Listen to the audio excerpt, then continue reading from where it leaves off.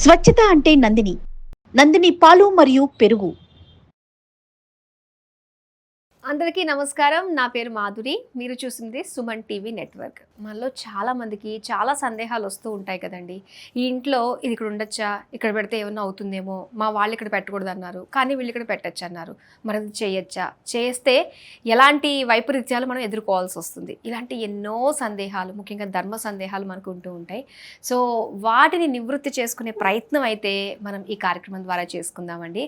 మరి వీటన్నిటి గురించి మనకి చక్కగా తెలియచేయడానికి మనతో పాటు ఉన్నారు ప్రముఖ వాస్తు జ్యోతిష్య పండితులు బ్రహ్మశ్రీ నానాజీ పట్నాయక్ గారు. నమస్కారం గురువు గారు. శ్రీమాత్రే నమః. గురుగారు, ఏదన్నా కూడా ధనం మూలం ఇదం జగత్ అంటారు. ప్రతిదీ ధనమే మనకి కారణమవుతుంది. ఏ పని చేయాలన్నా కూడా మనిషిని నిద్రపోవనివ్వకుండా చేస్తుంది. మనిషిని అంతకంత హత్య చేసన్నా కూడా ఆ ధనాన్ని రప్పించుకోవడానికి చాలా రకాల ప్రయత్నాలు, ఆ పనులన్నీ కూడా మనం చూస్తూ ఉన్నాము.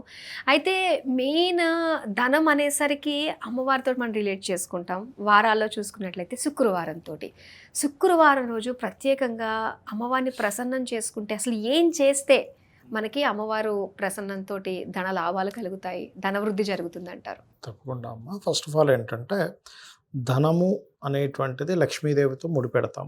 కానీ ఇక్కడ శాస్త్రంలో చెప్పింది ఏమిటంటే కేవలం ధనం ఒకటే కాదు లక్ష్మీదేవి అంటే. మనకి అష్టలక్ష్ములు ఉన్నారు. ధైర్యలక్ష్మి, ధాన్యలక్ష్మి, సంతానలక్ష్మి, ఇలాగా అష్టలక్ష్ములు ఉన్నారు. ఐశ్వర్యలక్ష్మి ఇట్లా ఉన్నారు. కాకపోతే మనందరికీ ఏంటంటే ధనం మూలం ఇదం జగత్ అన్నట్టుగా మీరు అన్నట్టుగా మనకి ధనమే కనిపిస్తుంది కాబట్టి అట్లా అనుకుంటాం. అయితే ఫస్ట్ మీకు ధనం రావాలి అంటే మొట్టమొదటిగా మీరు చేయాల్సింది ధనాన్ని గౌరవించాలి. గుర్తుపెట్టుకోండి. రెస్పెక్ట్ ఇస్తేనే ఏదైనా మన దగ్గరికి వస్తుందండి. మనిషికి రెస్పెక్ట్ ఇవ్వదు మన దగ్గర రాడు, ఫోన్ చేసినా సరే వాడికి అసలు రెస్పెక్ట్ ఇవ్వడం. అలాంటప్పుడు లక్ష్మీదేవి ఎందుకు వస్తుంది? రెస్పెక్ట్ ఇవ్వడం అంటే చాలామంది ఏమనుకుంటారు, దాచిపెట్టేసుకోవడం, లేకపోతే లోబిగా తయారవడం, రూపాయి ఖర్చు పెట్టడం. నోట్లని చాలా జాగ్రత్తగా చూసుకుంటా అవి దాచుకుని పెట్టుకుంటుంటాను. అలా కాదు. అది కాదు యాక్చువల్గా. ధనం యొక్క వాల్యూ తెలుసుకోవడం. రెస్పెక్ట్ అంటే ఏంటంటే దాని వాల్యూ మీకు తెలియాలి ఫస్ట్. దాని వాల్యూ తెలియడమే కానీ లోబిగా ఉండడం కాదు, అసలు ఎవరికి రూపాయి పెట్టకుండా ఉండడం కాదు. దాని యొక్క ఎనర్జీ తెలుసుకొని దాన్ని వినియోగించడం తెలుసుకోగలగాలి. Point number 1. రెండవది, మనం ఎప్పుడు కూడా ధనం ఎప్పుడు కూడా ధర్మంతో ముడిపడి ఉంది అని చెప్పి మనకు శాస్త్రాలు చెప్తున్నాయి. అందుకే లలితా సహస్రనామాల్లో కూడా ధర్మాధ్యక్ష, ధనాధ్యక్ష, ధన ధాన్య వివర్ధిని నమః. ఇప్పుడు మీరు చూడండి, ధర్మము అనే పదానికి చాలామంది ఏమనుకుంటారంటే అబ్బాయి ఇవాళ రేపు ఎవరు ధర్మాలు పాటిస్తారు, ఇదంతా కలియుగం కదా, ధర్మంగా ఉంటే రోజులు లేవనుకుంటారు. కానీ అందరికీ ధర్మం కావాలనే విషయం చాలామంది తెలియదు. ఎలా అంటే ఇప్పుడు మీరు ఉన్నారమ్మా, మీరు రోజు ఒక దగ్గర టిఫిన్ చేస్తున్నారు అనుకోండి, వాడు ధర్మబద్ధంగా మంచి క్వాలిటీ ఇస్తున్నాడు, అప్పుడు మీరు అక్కడికి వెళ్తారా? ధర్మంగా ఇవ్వకపోయిన వాడి దగ్గరికి వెళ్తారా? ఇచ్చిన వాడి దగ్గరికి. క్వాలిటీ ఈజ్ ధర్మం. వాడి ధర్మం ఏంటంటే మంచి వాటిని వాడుతూ క్వాలిటీ ఇవ్వడం, మంచి క్వాంటిటీ ఇవ్వడం ఈజ్ ధర్మం. అంతే కదా? అవునండి.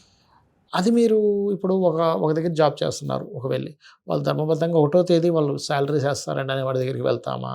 లేకపోతే ఎప్పుడో వేస్తాడండి శాలరీ, ఇప్పుడు ధర్మం లేకపోయినా సరే ఇవాళ రేపు ధర్మం ఎవరు పాటిస్తున్నాడు, వాడు పాటించట్లేదని వెళ్తామా?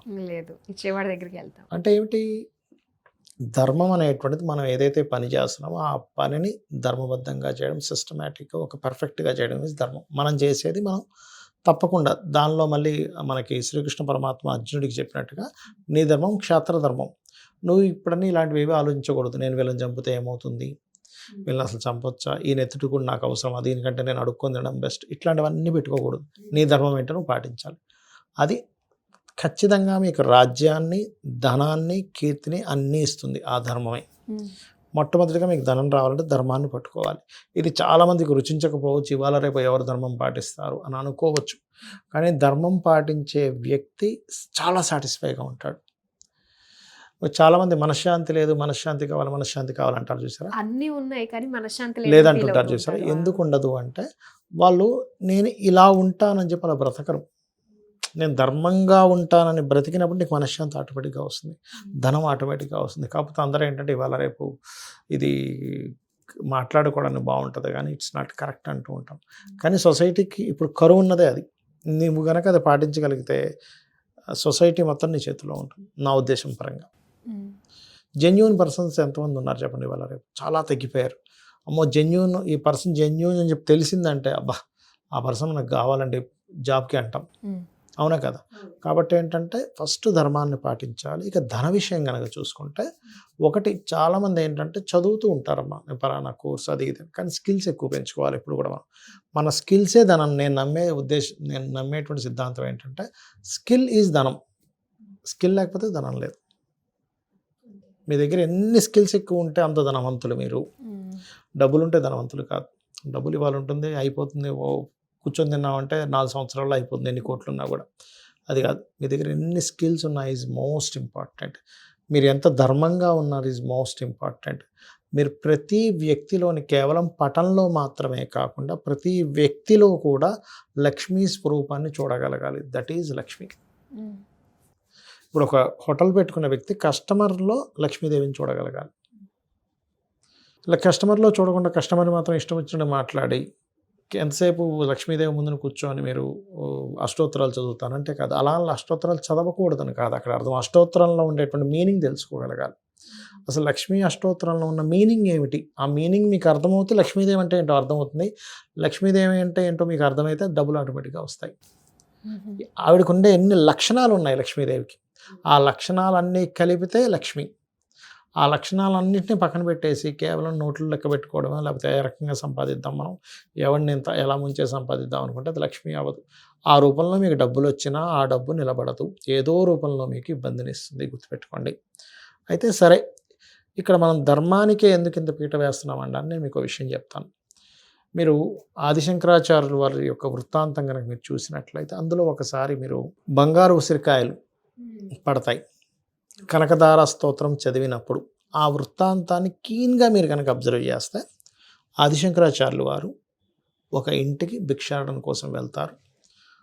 ఆ ఇంటిలో ఒక బాగా ముసలావిడ 10 రోజులుగా ఎటువంటి ఆహారం లేకుండా వాళ్ళ భర్త బయటికి వెళ్ళి వస్తారు, ఏదైనా ఆహారం తెస్తారని ఎదురు చూస్తూ కూర్చుంటుంది. ఆ సమయంలో ఆదిశంకరాచార్యులు వారు వెళ్ళి భిక్షాటానికి వెళ్ళారు. ఆవిడ ధర్మం ఏంటి, వచ్చినటువంటి అతనికి ఏదో ఒకటి ఇవ్వాలి. ఒకే ఒక ఉసిరికాయ ఉంటుంది, దాన్ని ఇస్తుంది ఆవిడకి. అతనికి ఇచ్చి, అయ్యా మా ఇంట్లో ఏమీ లేవు, నేనే 10 రోజుల నుంచి ఏం తినలేదు, ఉన్న ఒక్క ఉసిరికాయ దేవుడికి నైవేద్యం పెట్టిన ఉసిరికాయ నీకు ఇచ్చేసానని చెప్తుంది. ఆదిశంకరాచార్యుల వారికి ఆవిడకు ఉన్నటువంటి ధర్మ నిరతికి కళ్ళంత నీళ్ళు వచ్చేస్తాయి. ఎంత గొప్ప ఆవిడ, ఈవిడ తినకుండా ఉన్న ఉసిరికాయ నాకు ఇచ్చేసింది, ఆ భిక్షాటన వచ్చిన వ్యక్తికి ఇవ్వాలి, ఈ ధర్మం పాటించాలని వెంటనే లక్ష్మీదేవిని పిలుస్తాడు ఆయన. లక్ష్మీదేవి ప్రత్యక్షం అవుతుంది. శంకరా ఏం కావాలి?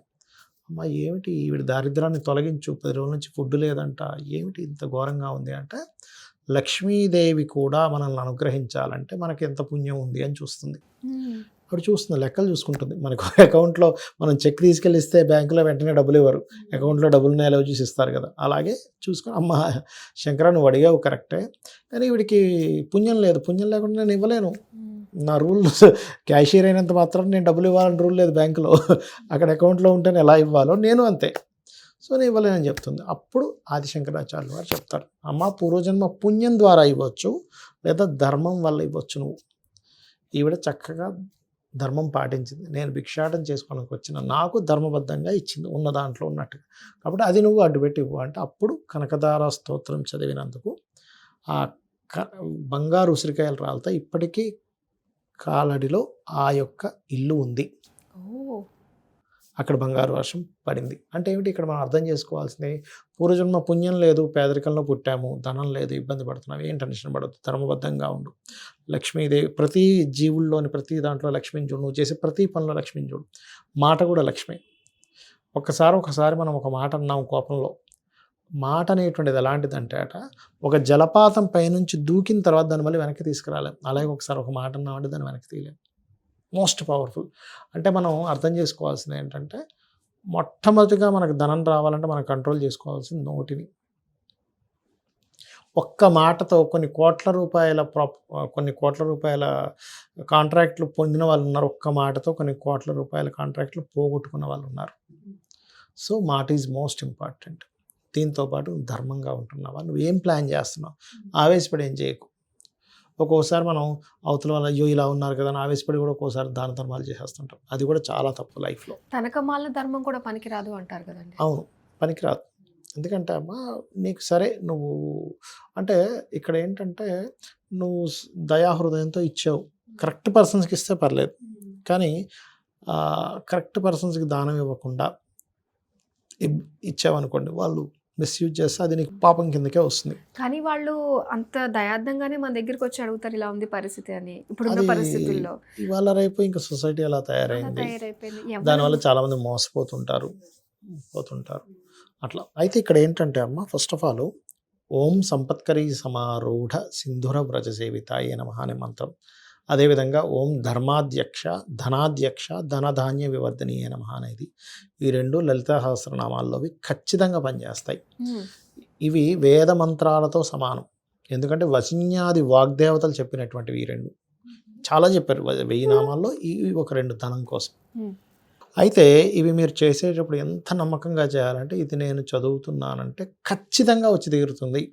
ఎందుకంటే మంత్రం ఆధారంగానే దేవత ఉంటుంది అక్కడ, అది ఖచ్చితంగా చేసుకోవాలి. ఇంకోటి, చాలామందికి మరీ అంటే అసలు ధనభావం అంటే 2nd హౌస్, 9th హౌస్, అదేవిధంగా 11th హౌస్, 5th హౌస్ పూర్తిగా పాడవుతాయి.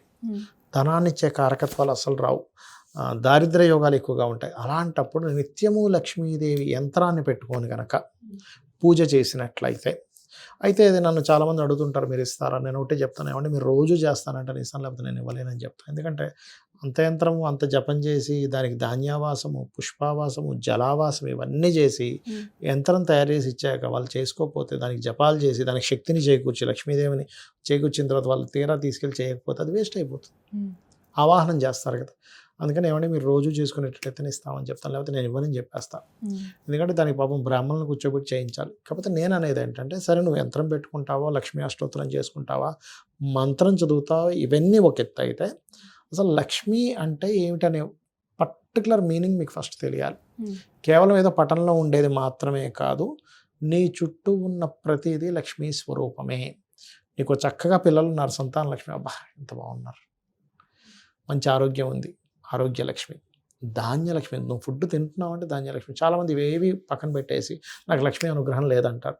లక్ష్మీదేవి ఎంత బాధపడుతుంది, అయ్యో ఇన్ని లక్ష్ములు ఇస్తున్నాను, వీడు ఒక్క డబ్బులు లేవనగానే ఇలా అయిపోతాడేంటి అని అనుకోకుండా, అమ్మ నువ్వు అన్నీ ఇచ్చేవు తల్లి, నాకు ధనం కూడా కావాలని అమ్మవారిని కనుక అడిగినట్లయితే ఖచ్చితంగా మీకు ధనయోగం అనేటువంటిది పడుతుంది. ధనయోగం గురించి నిజంగా కావాలంటే ఇన్ని రకాలుగా మనకున్నాయా? కేవలం ఆ నోట్ల కట్టలే మనం ధనం అనుకున్నట్లయితే పొరపాటు. పొరపాటు. ఇలాంటి విషయాలన్నీ కూడా మాకు తెలియజేసినందుకు చాలా సంతోషం. ధన్యవాదాలు. శ్రీమాత్రే నమః.